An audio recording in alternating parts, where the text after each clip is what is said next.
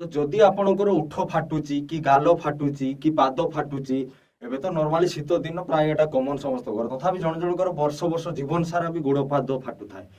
ତ ଗୋଟେ ଛୋଟ ଉପାୟ କହୁଛି, ଏଟା ମାନନ୍ତୁ, ଆପଣ ନିଶ୍ଚୟ ଉପକାର ପାଇବେ।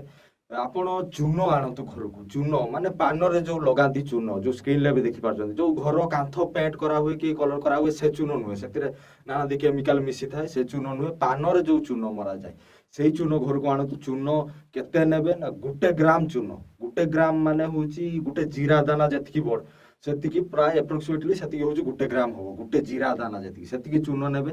ତାକୁ ଖାଇବେ କେମିତି ନା, ତାକୁ ପାଣିରେ ମିଶେଇ ଦିଅନ୍ତୁ, ପିଇ ଦିଅନ୍ତୁ, ଚଳିବ।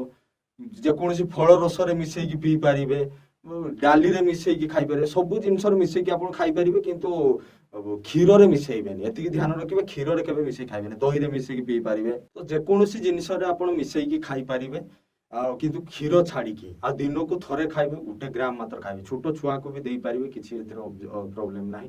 ଆଉ ଯଦି କ୍ଷୀର ଖିଆ ଛୁଆ, ତେବେ ମାଆଙ୍କୁ ଦିଅନ୍ତୁ ଚୂନ। ମା ଖାଇଲେ ମା କ୍ଷୀର ଦ୍ଵାରା ଆସିବ ଛୁଆ ଦେହକୁ, ତ ଉପକାର ମିଳିବ। ଚୂନର ଫାଇଦା ଆକ୍ଚୁଆଲି 70ରୁ 80ଟା ଫାଇଦା ଅଛି। 70ରୁ 80ଟା ରୋଗକୁ ଠିକ କରେ ଚୂନ। ଚୂନ ଆକ୍ଚୁଆଲି କ୍ୟାଲସିୟମର ଭଣ୍ଡାର। କ୍ୟାଲସିୟମ ମାନେ ଦୁନିଆର ସବୁଠୁ ଚୂନ ଭଳିଆ ଆଉ ଜିନିଷ କିଛି ନାହିଁ। କ୍ୟାଲସିୟମ ଯୋଉଟା ଆମ ଦେହକୁ ଯୋଗାଏ, କ୍ୟାଲସିୟମର ଭଣ୍ଡାର ଚୂନ 70ରୁ 80ଟା ରୋଗ ଠିକ କରେ। ଯୋଉଟା କି ଆପଣ ଲକ୍ଷ ଲକ୍ଷ ଟଙ୍କା ଖର୍ଚ୍ଚ କରିକି ଯୋଉ ରୋଗ ଠିକ କରିପାରିବେନି, ସେ ସାମାନ୍ୟ ଚୂନ ଖାଇଲେ ବି ଆପଣଙ୍କର ମାସେ 2 ମାସ ଭିତରେ ସେ ରୋଗରୁ ମୁକ୍ତି ପାଇପାରିବେ।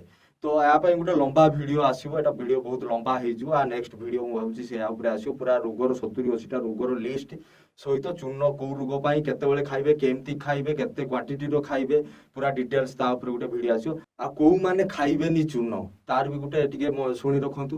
ଯୋଉମାନଙ୍କୁ ଷ୍ଟୋନ ହଉଥିବ, ଷ୍ଟୋନ ଟେଣ୍ଡେନ୍ସି ଥିବ, ମାନେ ବାରମ୍ବାର ପେଟରେ ଷ୍ଟୋନ ହଉଥିବ, ସେମାନେ ଖାଇବେ ନାହିଁ ଚୂନ। ଚୂନ ଷ୍ଟୋନ ଆକ୍ଚୁଆଲି ହୁଏ କ୍ୟାଲସିୟମ ଯୋଉମାନେ ଡାଇଜେଷ୍ଟ କରିପାରନ୍ତିନି, ଯାହାର ଯୋଉମାନେ ଡାଇଜେଷ୍ଟ ହଜମ କରିପାରନ୍ତିନି ଚୂନ, ସେଗୁଡା କିଡନୀରେ ଷ୍ଟୋନ ହେଇଯାଏ। ଆଉ ଯୋଉମାନେ ମାନେ ଏକ୍ସେସ ତାଙ୍କ ବଡିର କ୍ୟାଲସିୟମ ଥାଏ, ସେମାନଙ୍କୁ ବି ଷ୍ଟୋନ ହୁଏ ବହୁତ। ତାପରେ ଜଣ ଜଣଙ୍କର ଗଣ୍ଠି ହାଡ ଉପରେ କ୍ୟାଲସିୟମ ଜମା ବାନ୍ଧିଯାଏ, ହାଡ ଗଣ୍ଠି ଫୁଲିଯାଏ, ତ ସେମାନେ ବି ଖାଇବେନି ଚୂନ। କି ଆଉ ଯୋଉମାନେ ପେଟରେ ଷ୍ଟୋନ ଥିବ, ମାନେ ସୋନୋଗ୍ରାଫି କିଏ କରିଥିବ କି ଅଲ୍ଟ୍ରାସାଉଣ୍ଡ କରିଥିବ, ଜାଣିଥିବ ଯେ ପେଟରେ ଷ୍ଟୋନ ଅଛି, ତ ସେମାନେ ଚୂନ ଖାଇପାରିବେ ନାହିଁ। ତ ଏଇ ଜିନିଷଟାକୁ ମାନନ୍ତୁ, ଆପଣ ନିଶ୍ଚୟ ଉପକାର ପାଇବେ।